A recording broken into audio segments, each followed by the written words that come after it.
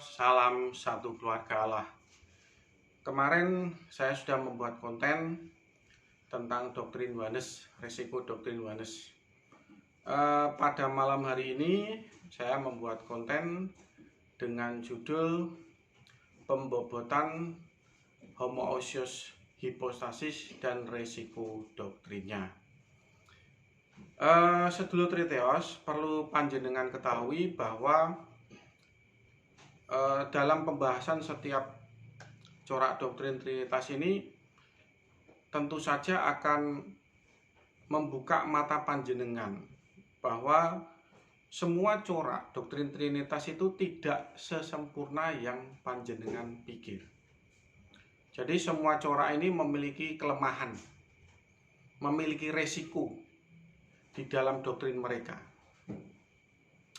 Yang pertama kali panjenengan harus tahu apa yang saya maksudkan dengan homoousios hipostasis, yaitu mereka yang berdoktrin tentang satu roh Allah yang esa yang memiliki tiga realita konkret. Nah, tiga realita konkret ini tidak memiliki free will. Nah, jadi tahapnya hanya sampai pada tahap kesadaran. Mudeng ya. Jadi homoousios hipostasis ini adalah satu Allah yang esa dengan tiga hipostasis.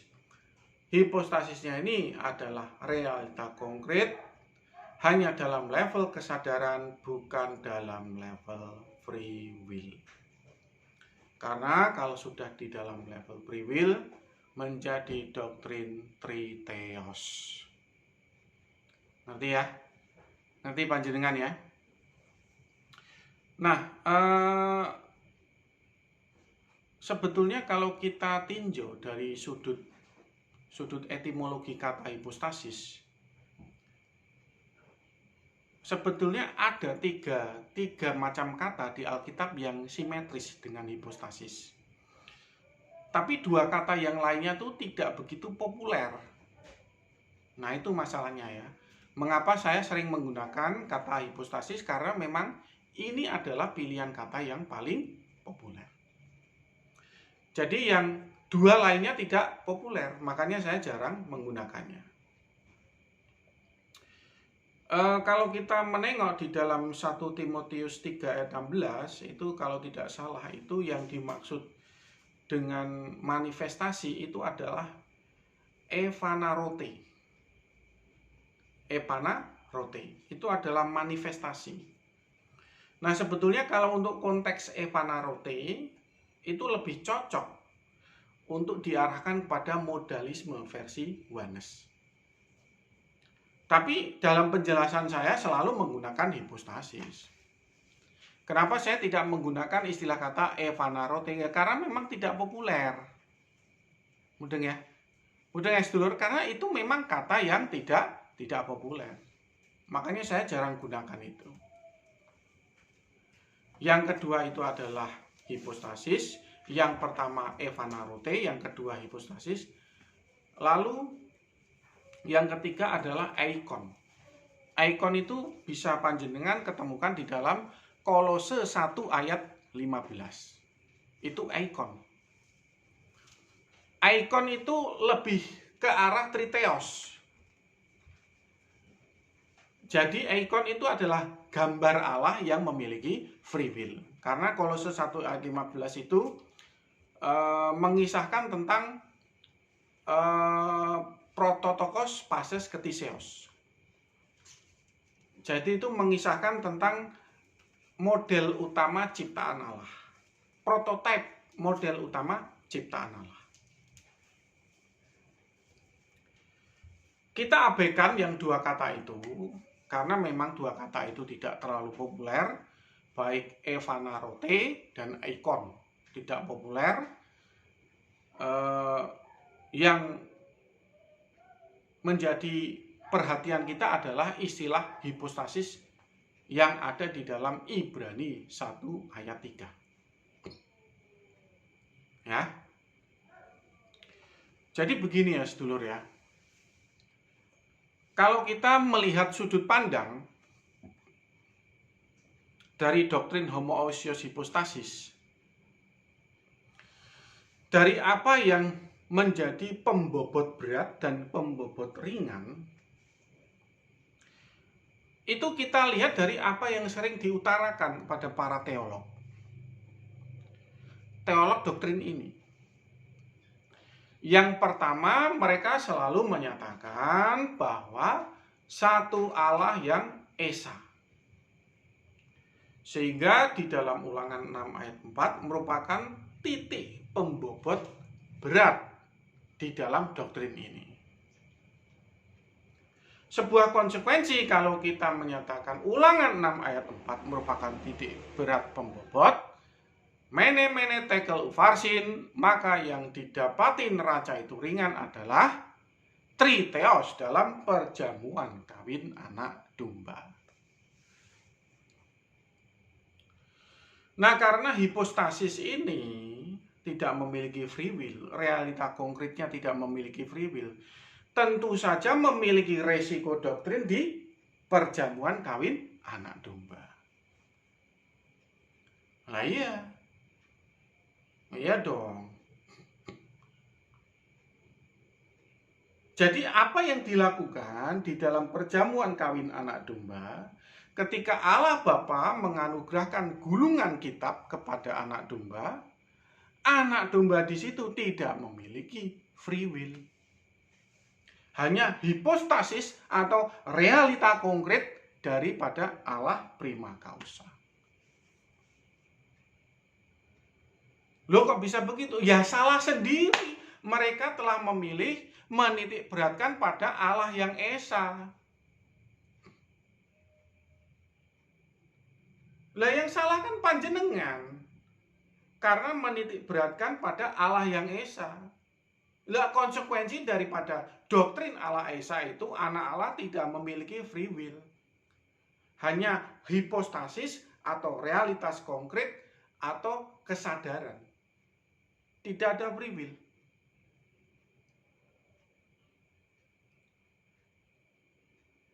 Kaget ya panjenengan ya, baru ngerti ya. Nah, makanya panjenengan ini sebelum memilih doktrin Trinitas, pelajari dulu resikonya.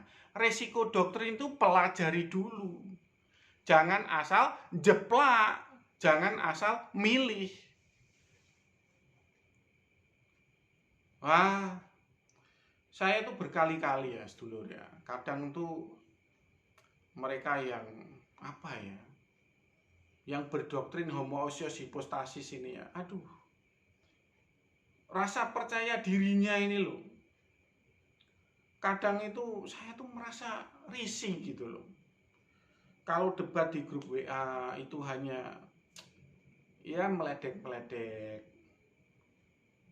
cuman apa ya, ngasih emosikon gitu, ngakak-ngakak gitu. Ya karena mereka sudah di brainwash oleh para teolog mereka, sehingga mereka memiliki rasa percaya diri yang palsu.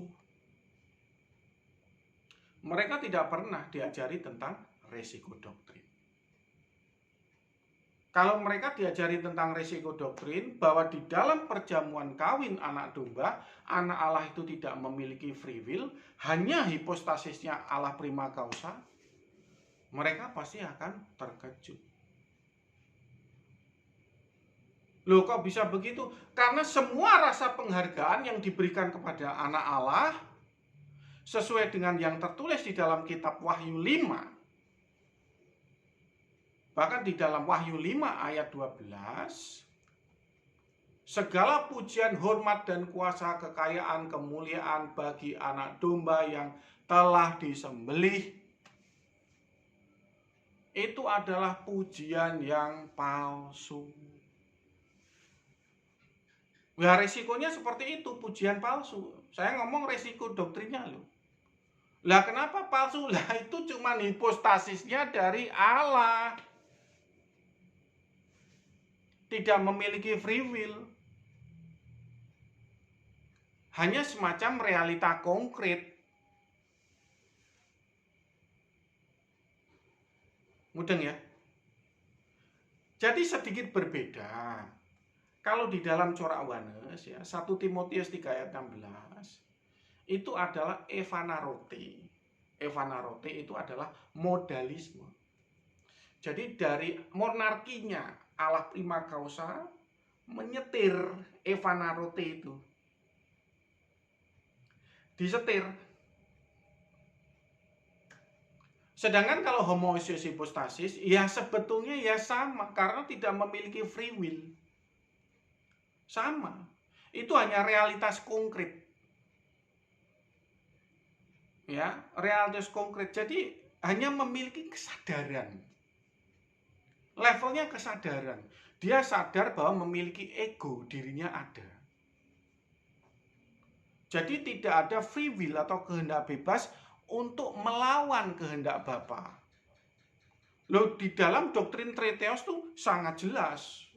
Intek solid. Di dalam doktrin Tritheos atau homoousios, anak Allah memiliki free will dan memiliki peluang untuk melawan Allah Bapa. Karena memiliki peluang untuk melawan Allah Bapa, makanya disebut doktrin subordinat atau anak Allah memilih untuk tunduk. Sedangkan di dalam homoousios hypostasis, tunduk itu bukan suatu pilihan. Tunduk itu suatu kepastian. Ya, karena hanya realita konkret atau kesadaran ego. Tidak ada free will, tidak ada kehendak bebas. Nah, itulah resiko doktrin kalau panjenengan memilih corak doktrin homoousios hypostasis. Tidak jauh beda dengan doktrin Yohanes.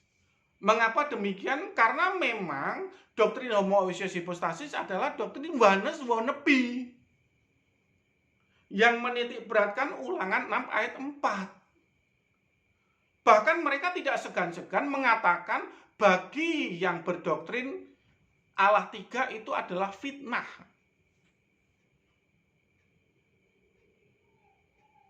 Lah kalau Allah prima causa 3 itu memang fitnah. Kalau Allah 3 bukan fitnah, karena memang apa yang di Alkitab memang menjelaskan arti mana Allah atau sesembahan itu memang banyak. Mudeng ya? Allah prima causa 1. Kalau sebutan untuk Allah ada 3. Mudeng ya? Itu bukan fitnah. Wow. Panjenengan kalau memilih jalur jadi teolog itu harus mudeng. Kalau panjenengan nggak ngerti bedanya Allah prima causa dan Allah tok, jadi tukang sayur. Lebih baik panjenengan jadi tukang sayur. Lawang tatanan teologi yang sangat mendasar saja nggak ngerti kok. Apalagi tatanan doktrin yang lebih tinggi daripada itu. Apalagi tentang resiko doktrin. Nungsep. Nungsep. Pasti nungsep. Pasti numpuk. Lah bedanya Allah dan Allah prima causa saja nggak ngerti kok. Mau ngerti resiko doktrin, aduh.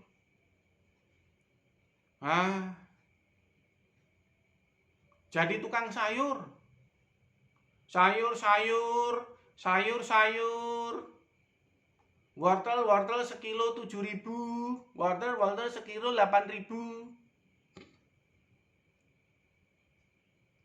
Lah makanya kalau memang panjenengan berniat menjadi teolog dan berniat memahami resiko doktrin, ya belajarlah tatanan teologi dengan benar. Sehingga kalian mengerti bedanya Allah prima causa dan Allah versi Alkitab. Mudeng ya panjenengan ya. Jadi yang pertama, karena mereka ambigu, mereka tidak berani menyatakan bahwa realita konkret itu memiliki free will, sehingga di dalam perjamuan kawin anak domba itu juga memiliki resiko yang sama dengan doktrin oneness. Jadi penghargaan yang diberikan kepada anak domba itu ya semacam klise. Semacam klise.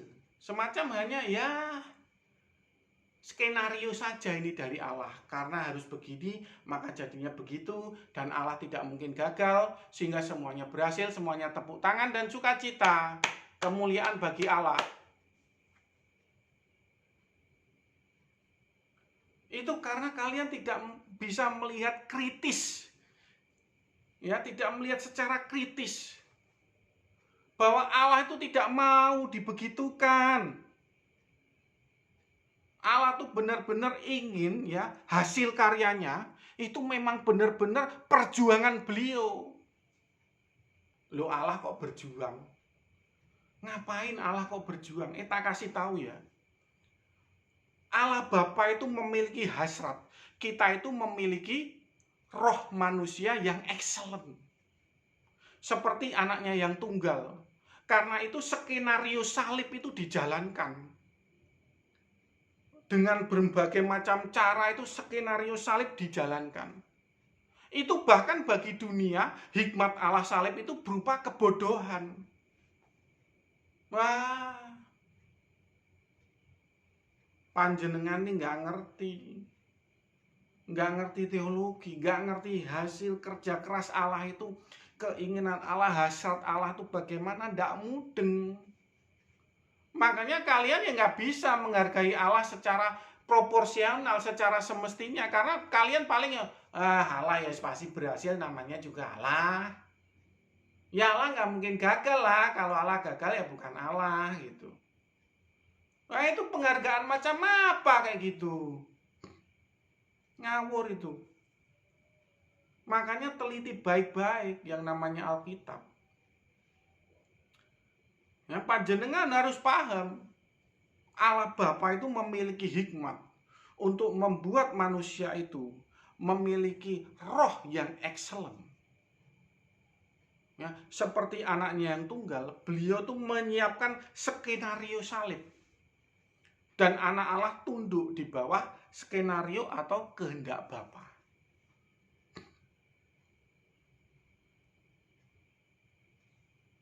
Mudeng ya? Jadi itu tidak sembarangan. Jadi benar-benar di dalam Wahyu 5 ayat 12 sampai 14 itu, anak domba mendapatkan kemuliaan dan kehormatan itu benar-benar atas hasil karyanya yang luar biasa. Bukan karena itu adalah hipostasisnya yang disetir dari surga yang tidak mungkin gagal. Wah, nungsep. Nggak begitu. Loh, panjenengan kalau menitik beratkan Allah Esa ya kan kejedot di situ.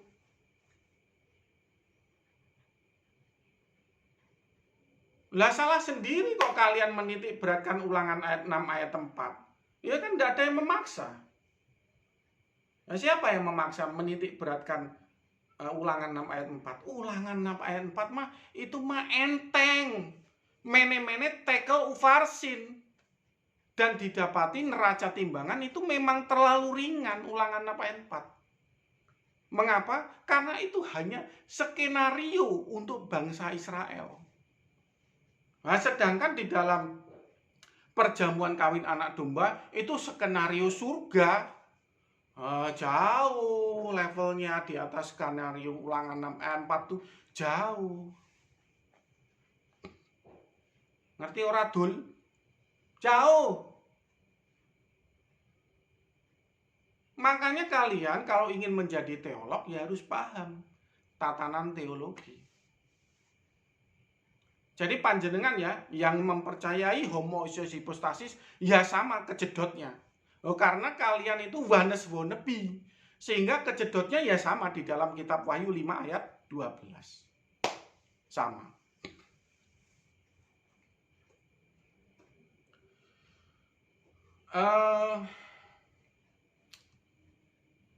Saya tuh nggak habis pikir ya.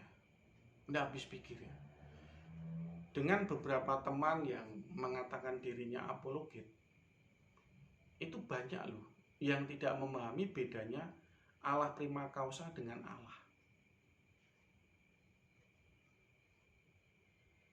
Ya, jadi banyak yang nggak ngerti bedanya theos ex hota panta dengan theos. Banyak yang nggak ngerti. Lah semoga konten yang saya buat ini bisa sedikit menolong, membawa pencerahan bagi panjenengan-panjenengan yang tekun menyimak konten saya. Nah semoga ya.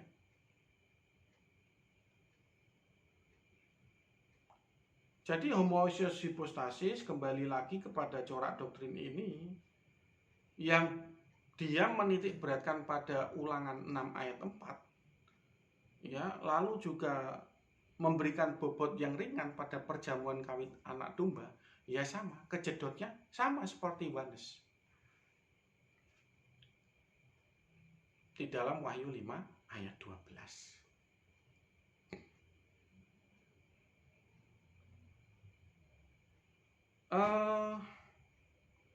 Tapi ini saya juga ingin mengatakan sesuatu pada panjenengan, bahwa di samping kejedot di dalam Wahyu 5 ayat 12, ada juga saya tuh kadang merasa agak aneh dengan doktrin homoousios hypostasis ini.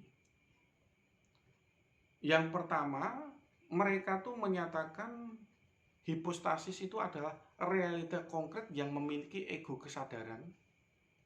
Tapi kalau kita tanya apakah memiliki free will, mereka takut atau ambigu untuk menyatakan ya memiliki free will, itu takut.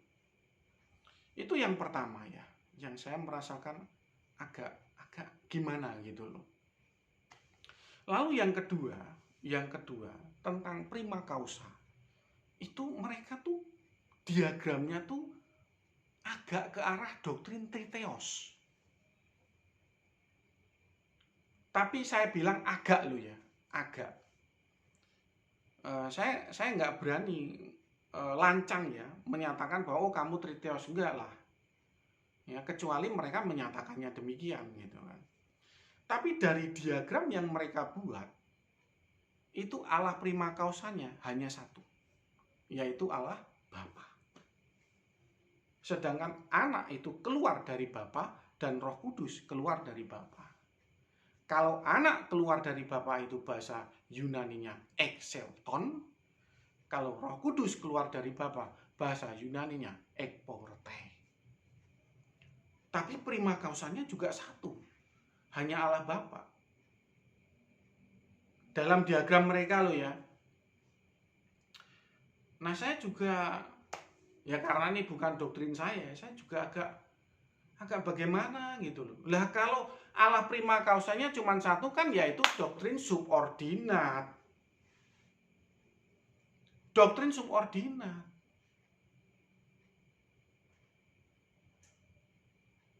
Nah panjenengan yang memiliki corak doktrin homoousios hypostasis ini, tolong dong ya gali lebih lanjut doktrin panjenengan.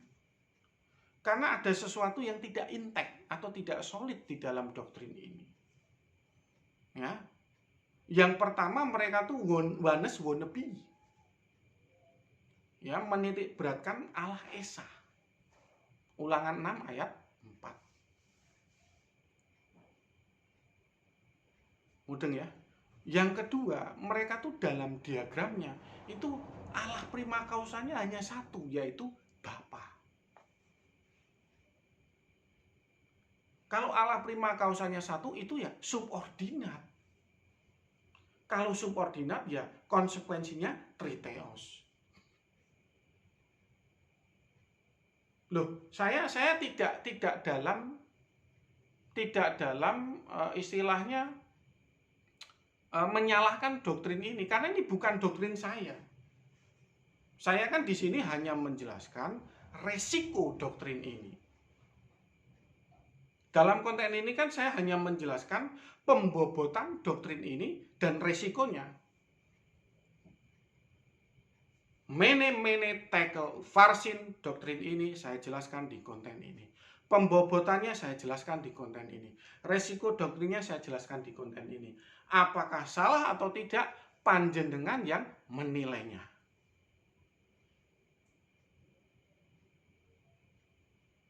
Ngerti ya? Panjenengan yang menilainya. Makanya panjenengan ini jangan terlalu percaya diri ketika panjenengan mengikuti doktrin homoousios hipostasis. Karena juga banyak pertanyaan, banyak kegalauan ketika Anda memiliki doktrin ini. Setidak-tidaknya ada dua kegalauan dari doktrin ini, resiko dari doktrin ini. Yang pertama, kejedotnya persis dengan doktrin oneness di dalam kitab Wahyu 5 ayat 12. Yang pertama itu kejedot, yang kedua diagramnya itu kelihatan bahwa Allah prima causanya cuma satu, yaitu Bapa. Lah monggo direnungkan. Nah itu kan bukan corak doktrin saya. Jadi ya saya tidak berani kalau bilang wah doktrin ini salah gitu. Wah takutnya ternyata panjenengan lebih benar daripada Triteos. Iya kan? Monggo panjenengan itu analisa doktrin panjenengan. Kalau tidak setuju dengan apa yang saya sampaikan di konten ini, silakan ketik di kolom komentar. Kita diskusi, kita berdebat di dalam StreamYard atau Zoom. Monggo silakan. Saya kan hanya mencoba membantu panjenengan-panjenengan ini yang ingin menyimak konten saya sehingga pikirannya terbuka tentang 4 corak doktrin Trinitas dan berani mengambil keputusan untuk memilih.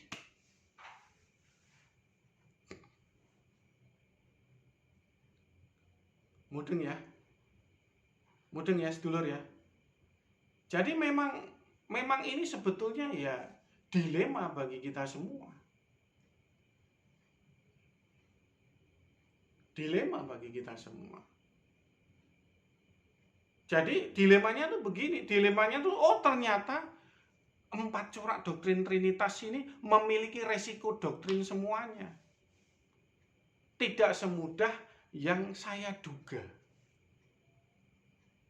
Makanya saya heran terkadang kalau dalam diskusi, dalam debat, mereka tuh cuman ngekek-ngekek gitu kan, apa istilahnya, cuman apa ya, ya kelihatan menyepelekan gitu loh. Menyepelekan lawan debat mereka, menyepelekan apa yang kita sampaikan. Ya saya sih ya tidak apa-apa. Itu karena mereka memiliki rasa percaya diri yang palsu. Kenapa mereka memiliki rasa percaya diri yang palsu? Karena para teolog mereka tidak pernah menjelaskan resiko doktrin homoousios hipostasis. Nah itu penyebabnya. Sehingga mereka memiliki rasa percaya diri yang palsu. Mudeng ya sedulur ya? Mudeng ya? Kalau ada pertanyaan, silahkan tulis di dalam kolom komentar ini. Jadi panjenengan ini renungkan dulu, simak apa yang saya sampaikan. Dan kalau panjenengan berdebat, silahkan. Bisa kalian buat StreamYard atau Zoom. Ya, silahkan direnungkan ya. Sedulur Triteos ya, silahkan direnungkan. Dan semoga panjenengan memiliki pikiran yang terbuka dan jangan terlalu percaya diri dengan apa yang dikatakan teolog kalian. Salam Triteos, salam satu keluarga Allah. Tuhan memberkati.